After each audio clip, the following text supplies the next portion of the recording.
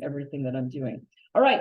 So good morning. We are currently recording. Today is August 30th, and this class is COSC 1010 and ES 1060.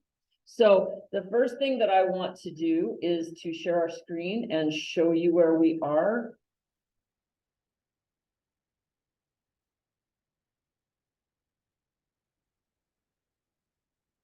In terms of our lecture. So we have gone through the syllabus and we are working on our first problem. We have gone through introductions, and many of you have submitted your first homework assignment. I graded the homework assignments yesterday, but if you haven't turned it in, I reopened it until the end of the day today. And that's just because today is the last day to add or drop a class. So just in case a student comes in, I still want them to be able to get full credit for that. But it will close off tonight at 11:59 or 11:55.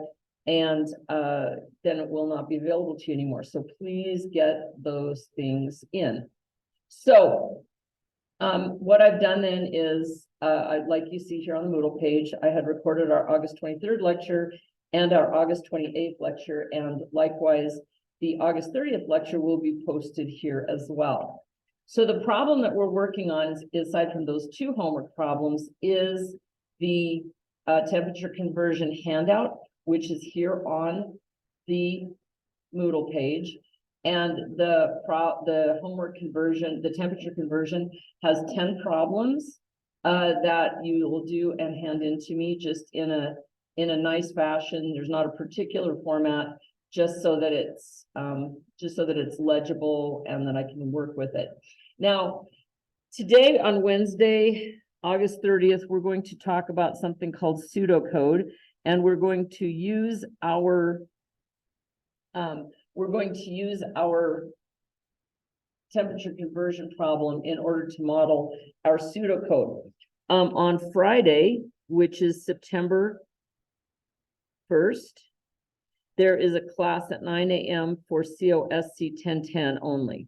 So in other words, if you are in ES 1060, you do not have to do the material for the Friday meeting times. You're always welcome to look at the material. It will be on the web, but I'll keep it in a separate section so that if you're an ES 1060 student, you don't have to do it. And that's just because computer science 1010 is a little bit more about structured programming. ES 1060 is a little bit more about problem solving. So there's just an extra component to computer science 1010. All right. So going back to our Moodle page, as we've said, everything's going to be posted here. And the other thing that we're working through is that MATLAB onboarding, which is available to you through, oh, I see. Sorry, I was wondering what that was, what I posted. But the MATLAB onboarding will be available to you, and you'll finish that by September 11th, because we do not have any class on Monday. So Monday's Labor Day, so no classes with me or with anybody else. So you'll have, every time you see the word submit, that means there's going to be something for you to turn in, and there's always a due date on it, so make sure you get that turned in. And as it says here, when you complete the MATLAB onboarding, you'll just send me a screenshot or just send me the PDF file of your certificate showing that you've completed, and that will be sufficient.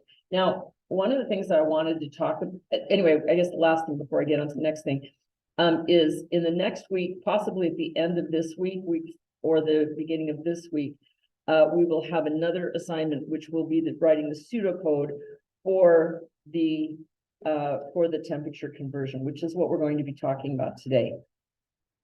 I'm sorry, it's going to be up here. It'll be either at the end of this week or during this week, but it will be, you'll see that posted as well. But so just as a technique for this class, anytime that you see the word submit, that just means there's something that you need to respond to that you'll be graded on. So make sure you get all of that stuff turned in. All right. So right now, does anybody have any questions for me? You're all good? Okay, excellent. That's what I love to hear. How about anyone in Cyberland? If you have a question, please just let me know. If you put it in the chat, I will take care of it and we'll just move forward from there. All right, so let's talk about this idea of pseudocode. Pseudocode is basically a human language description of your algorithm. So what do I mean by that? Well, what I mean is every language, every programming language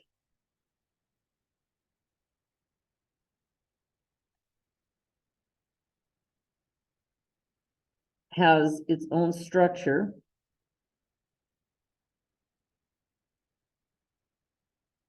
and something that's analogous to grammar. So in other words, if you're programming in Python, your code is going to look different than if you program in MATLAB, for example. Pseudocode is the structure of the program without the specifics of a language. So we could say that it is language independent.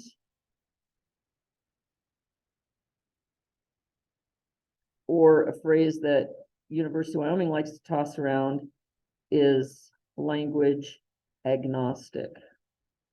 Okay, so it's what you do, it's what you write before you start writing a piece of code. Now, this temperature conversion problem, for example, so I took several courses from Dr. Floyd, who is our previous computer science teacher, and in his classes, I rewrote this code several times in several different languages. I wrote it in Excel. I wrote it in MATLAB. I wrote it in assembler, which is a machine-based language, which we'll talk about in just a few minutes. The assembler language we used was called Mars MIPS. And I also wrote it in Python. And in every single case, my pseudocode was exactly the same, okay? And something else I sometimes do, my most familiar programming environment is Excel, just because I've used it forever. A lot of times if I have a program that I'm writing, I'll just write it in Excel first, because then I can see the structures, I can debug it, and then I can write it in a different language. So some of the reasons, here's another thing. So in Excel, the code took me about, I can't even say there's not really programming steps, but it took me about 10 minutes to write the program. MATLAB took me about 2 days and about 40 lines of code. Python was about 2 days and about 40 lines of code. Assembler took me basically forever. I'm sure that that's a little bit of an exaggeration. And I had about 200 lines of code. So I'm not a fan. Has anyone ever programmed in a machine-based language? Okay, good for you. I would highly not recommend. I'm being silly at this point. Machine language is fantastic for a couple of things. It's when you're just basically working with input directly to the computer. So there's no high-level language that's being written for you so that you can code more easily. And so it's basically the computer, any computer sort of interprets things as being either on or off, ones or zeros. And so that's sort of how you program in machine languages, which is why it is so labor intensive in terms of how many lines of code you have to write. Because, for example, if you were going to write something like x equals 2 plus 2, you can do that in any other language in about one step. In any machine language, you basically have to assign to a type of a variable and then put it in a register, and then you assign to another type of variable and put in a register, and then you use the plus function and take the output and put in another register. So just that alone will take 7 or 8 steps. So why do people use machine language? Well, the reason is it's really good for cybersecurity. Hackers use machine-based language to find your passwords because your passwords are stored in registers, and so they can go in and they can't really necessarily read your password, but they can put a new password in underneath your password. So that's how a lot of hacking occurs. And so people who are doing cybersecurity need to know machine language so that they can do the trace. And they can, I mean, there's other reasons for it, but that's just one. That's one of the higher functions of it. But back in the old days, before my time, all there was machine language. And then higher level languages were written in order that we could write in them a little bit more efficiently. So, because we always know 2 + 2 is, we don't even care where we store it. We just know we want to have an answer to that kind of a thing. All right, so pseudocode basically breaks our algorithm down into sort of these manageable chunks. All right, so let's talk about what we're going to do. First of all, we know that there's a conversion. I'm just going to do Fahrenheit and Celsius, okay? There's lots of other formulas that we use, but let's say we know that in order to find degrees Fahrenheit, we take degrees Celsius, multiply it by 9/5 and add 32. That also means if we want to find degrees Celsius or centigrade, we take Fahrenheit degrees, subtract 32, and then we multiply that by 5/9. All right, so those are our 2 formulas. So let's talk about an algorithm.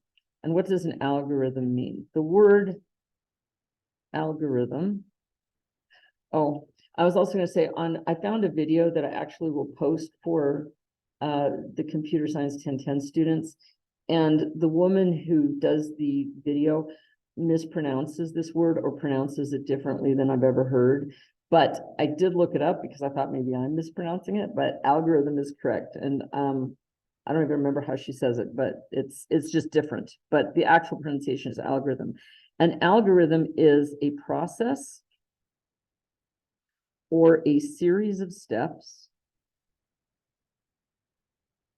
or in engineering terms, I would call it a plan of work. So one of the things when we looked at our homework assignment for converting between different temperature scales, as a human engine and a human mind, you can look at the steps and you can figure it out every single time. You can say, okay, now I'm doing Fahrenheit to Celsius, therefore I'm going to use this formula and I'm going to get this output. A computer does not make any of those assumptions. And so when you program in any language, regardless of what that language is, you have to be very explicit and tell the computer what it is you want it to do. And that's where the idea of an algorithm comes in. So let's just say that what we want to do, our desired input, we want a user to be able to say, what temperature scale? So the input might be either F. I wouldn't recommend degrees F because the symbol is available, but there's way too many ways to make a mistake. So in other words, here's another thing. A computer interprets F, capital F, small f, degrees F as different things. The computer sees these as completely different. So if you tell the computer that you're looking for capital F, and the user puts in a small f, it's going to say invalid input. Okay, that's the first thing. So you have to be very explicit. And so you might write a line of instruction to the user, input the temperature scale, use capital letters only. Okay, or you could say what temperature scale, and then ask them to put in F, C, or in the case of our algorithm, K and R. All right. But anything else it's not going to know what you're talking about. Or you could let them do F or F, and then you could accept those 2 kinds of input. So either way, what I'm saying is you have to be explicit about what that is. All right. So let's say the first step of our algorithm then is what temperature scale to accept that input. And then if it's F, let's just say I'm going to go with strict capital letters. I'm just going to say capital only. If F, then you want to see, and it will accept that value as the variable F. So then you'll say C is equal to 5/9 times the quantity, the variable F, minus 32. And then you would output, let's do it down here, output F and C. Oops, there we go. All right. Now, what if it doesn't input? So what you would basically ask is if the input is F, use this calculation. If the input is C, then do this calculation. F is equal to 9/5 times C plus 32. And else, if it's neither F nor C, you would write invalid input. In other words, you would just tell it, or you could say, instead of that, you could say, please enter either F or C, and then return to this point. All right. All right. Now there's some things that we know aside from the if statement. The if loop is something that will, I think you already talked about it, right? Did the MATLAB onboarding program talk about the ifs? Right. Okay. The other one is a condition, which is we know that K has to be greater than or equal to 0, right? So there's an analogous value. F has to be greater than or equal to something. C has to be greater than or equal to something. Okay, so let's go over here and just say 0 Kelvin in, that's not going to work. Oops, can I share? I'm going to have to share my screen. Excuse me. We can see it just fine, but I don't think it comes across on the video. So I'm going to go ahead and do this. So I just go to the search engine. I'm going to search 0 degrees Kelvin to C, and it should be -273. Yeah. Okay. So C has to be greater than or equal to -273.15. And Fahrenheit has to be, I think it's 459.67, -459.67. All right. And I had a chat. I'll get to the chat in just a second. Oh, Garrett and I were just having a conversation about a plot problem. And then we'll talk about the other question. Michaela asks, how similar is MATLAB to Python? At the level we're working with, Michaela, it's going to be quite similar. I think in advanced functions, it's quite a bit different. And the biggest difference is the types of problems that it approaches best. So as a computer programmer, you would choose MATLAB for certain types of programs, algorithms, and you would choose Python for different types of algorithms. So good question. All right, so we need to put a condition. We know that K, because we know that absolute value cannot go below 0. So we would have to say after the end, instead of before we print out F and C, if F is less than this number, or C is less than that number, we would have to say invalid input, or F cannot be less than that value, or C cannot be less than that value. Okay, so basically this is pseudocode. What I've done is I've written an algorithm, and I've tried to take into account what kind of input the user is going to give me. I've tried to identify valid versus invalid input If I have valid input, I make a series of calculations based on the valid input. If I have invalid input, I kick it out and say, try again, right? And then the next thing is, if these numbers are below these numbers, then I have to kick it out as well. All right, so there's one thing I forgot in my hurry to get up here. Okay, we input F or A, or F or C, or in the case of your algorithm, you'll input F, C, K, or R. Then you'll calculate the other threes. But the other thing is, after you tell it what it is it degrees F, is it degrees C, you have to say what is the value. And then the user would put in another value, right? Whatever that value is. So the user has to put in two inputs. Has to put in what temperature scale and a value. Then your program needs to run through and base an if calculation for three statements based on whether it's an F, a C, K, or an R. And if it's neither of those things, it has to kick it out and say, try again, basically. And then at the end, it would check to make sure that none of those values go below absolute zero. And if it does, it said try again. If not, it kicks out the values of F, C, K, and R. Do you have any questions at this point? All right, you've just learned everything you need to know about pseudocode. This is like a rough draft for your for writing computer code. And like I said, this is completely independent of language. This is what it looks like no matter what. So the assignment that you'll see on our Moodle page is going to be write pseudocode for these four temperature scales.